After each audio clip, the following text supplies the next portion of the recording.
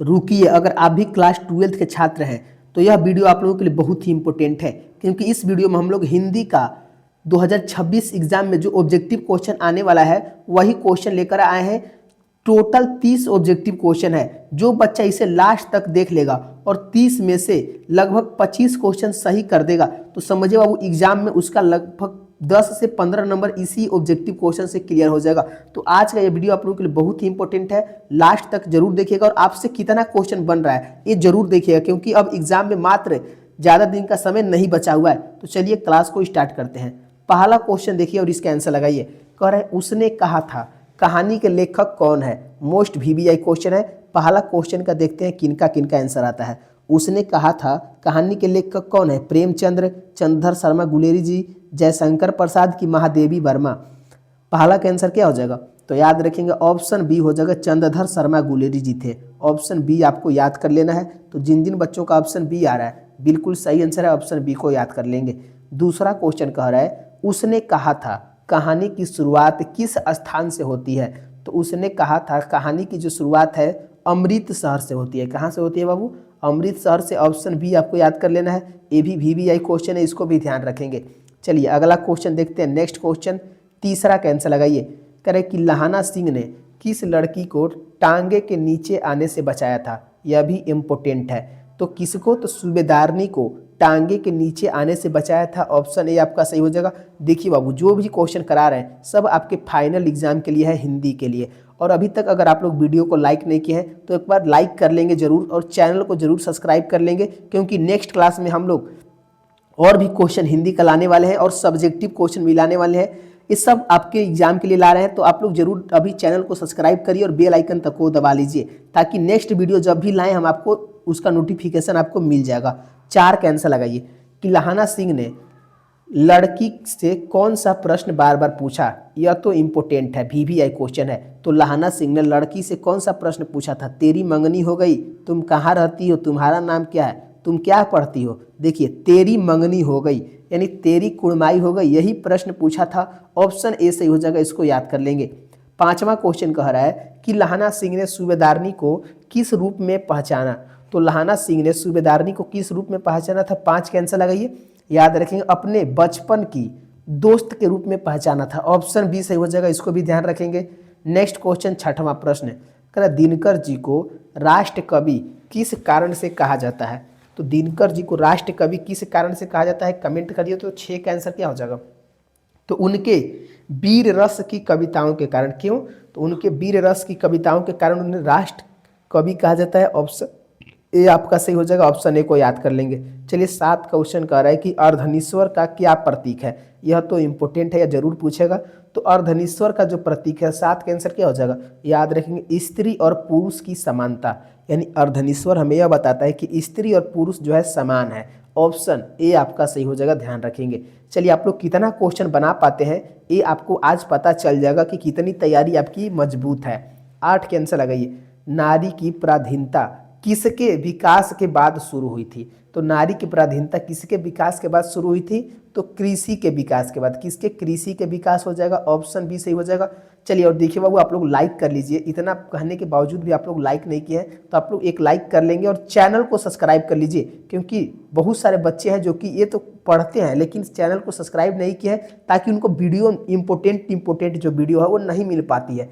चलिए आप लोग को जरूर मिलेगा, टेंशन मत लीजिएगा। 9 के आंसर लगाइए कि दिनकर जी के अनुसार पुरुष में कौन से गुण आने चाहिए? तो दिनकर जी के अनुसार पुरुष में कौन से गुण आने चाहिए? 9 के आंसर याद रखेंगे। देखिए क्रोध और शक्ति नहीं, क्या आना चाहिए? तो सहिष्णुता और दया पुरुष में गुण आना चाहिए। ऑप्शन बी आपका सही हो जाएगा। अगला क्वेश्चन 10 का आंसर लगाइए, क्या कह रहा है? 10 का आंसर दीजिए। कह रहा है कि यदि संधि की वार्ता कुंती और गांधारी के बीच हुई होती तो किस युद्ध से बचा जा सकता था? 10 के आंसर लगाइए, कमेंट करिए।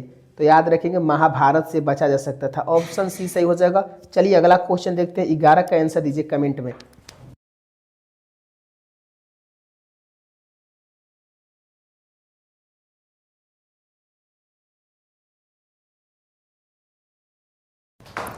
क्या आंसर हो जाएगा? 11 क्वेश्चन कह रहा है तुलसी की मृत्यु कब हुई थी, यानी तुलसीदास की मृत्यु कब हुई थी?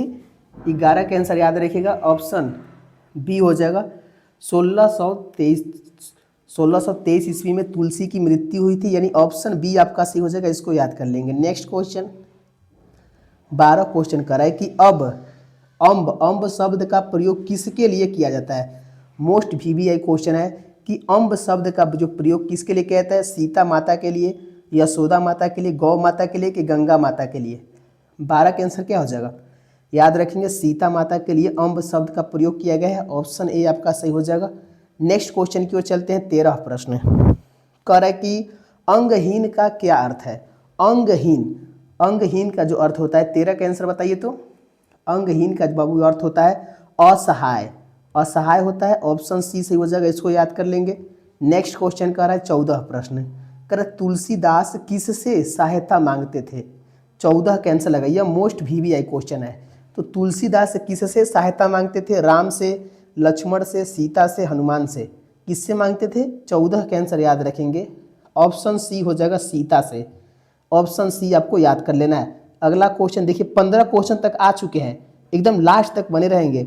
तुलसीदास की सहायता कौन कर रहा था। तो तुलसीदास की सहायता कौन कर सकता है। राम, लक्ष्मण की सीता। सीता जी कर सकती हैं। ऑप्शन सी सही हो जाएगा। इसको याद कर लेंगे। चलिए 16 का आंसर लगाइए कि स्कूल के बच्चों की बातचीत का मुख्य विषय क्या होता है। खेल होता है। 16 का आंसर क्या हो जाएगा बताइए तो। स्कूल के बच्चे नहीं, खेल नहीं होता है। देखिए शिक्षकों की तारीफ या शिकायत, यही जो स्कूल के बच्चे होते हैं वो बातें करते हैं। ऑप्शन बी आपका सही हो जाएगा। इसको याद कर लेंगे। चलिए 17 क्वेश्चन कह रहा है कि किस प्रकार की बातचीत में लोग हंसी मजाक करते हैं। वीवीआई क्वेश्चन है, किस प्रकार की बातचीत में लोग हंसी मजाक करते हैं। 17 के आंसर याद रखेंगे। 4 से अधिक लोगों की बातचीत में, 4 से अधिक लोगों की जब बातचीत होती है तो लोग हंसी मजाक करते हैं। ऑप्शन सी सही हो जाएगा। और यह क्वेश्चन आया हुआ है एग्जाम में, इसको याद कर लेंगे, इसको जरूर याद कर लेंगे। 18 क्वेश्चन कह रहा है कि यूरोप में बातचीत की किस कला को आर्ट ऑफ कन्वेंशन कहते हैं। तो यूरोप में बातचीत की किस कला को आर्ट ऑफ कन्वेंशन कहते हैं। करें विज्ञान की बातचीत, राजनीति की बातचीत, शुद्ध गोष्ठी की, मित्रता की बातचीत। 18 का आंसर क्या हो जाएगा तो याद रखेंगे शुद्ध गोष्ठी की बातचीत, यानी ऑप्शन सी आपका सही हो जाएगा। चलिए 19 क्वेश्चन देखिए, कर आर्ट ऑफ कन्वेंशन का अन्य नाम क्या है। यह वीवीआई क्वेश्चन है। तो आर्ट ऑफ कन्वेंशन जो है इसका अन्य नाम क्या है। विज्ञानी गोष्ठी, मित्र गोष्ठी। 19 का आंसर क्या हो जाएगा, ये सब नहीं होगा बाबू। देखिए ऑप्शन सी हो जाएगा, शुद्ध गोष्ठी नाम था। क्या था, शुद्ध गोष्ठी। ऑप्शन सी सही हो जाएगा। ऑप्शन सी को याद कर लेंगे। चलिए 20 का आंसर लगाइए। क्वेश्चन नंबर 20 कह रहा है कि किस उम्र के लोगों की बातचीत में गौरव और अनुभव पाया जाता है। तो किस उम्र के बातचीत में गौरव और अनुभव पाया जाता है, याद रखेंगे 25 वर्ष से ऊपर। 25 वर्ष के जो ऊपर के लोग बातचीत करते हैं उनके बातचीत में गौरव और अनुभव पाया जाता है। 20 क्वेश्चन कराए हैं, कितना सही हुआ है आप लोग कमेंट करिए। अभी 10 क्वेश्चन बचा हुआ है, ध्यान रखेंगे। 21 का आंसर लगाइए। जयप्रकाश नारायण के अनुसार सही चुनाव प्रक्रिया में क्या होना चाहिए। तो जयप्रकाश नारायण के अनुसार सही चुनाव प्रक्रिया में क्या होना चाहिए, अधिक खर्च होना चाहिए कि स्वतंत्र मतदान होना चाहिए, हिंसा होना चाहिए कि सरकारी हस्तक्षेप होना चाहिए। 21 का आंसर याद रखेंगे। ऑप्शन बी हो जाएगा, स्वच्छ और स्वतंत्र मतदान होना चाहिए। ऑप्शन बी सही हो जाएगा। अगला क्वेश्चन देखिए 22 क्वेश्चन करे कि जयप्रकाश नारायण ने किस सरकार की नीतियों का विरोध किया था।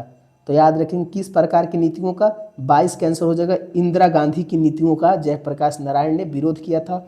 ऑप्शन बी आपका सही हो जाएगा। इसको याद कर लेंगे। चलिए 23 क्वेश्चन देखिए कि जयप्रकाश नारायण का विचार था कि लोकतंत्र का सबसे बड़ा दुश्मन कौन है।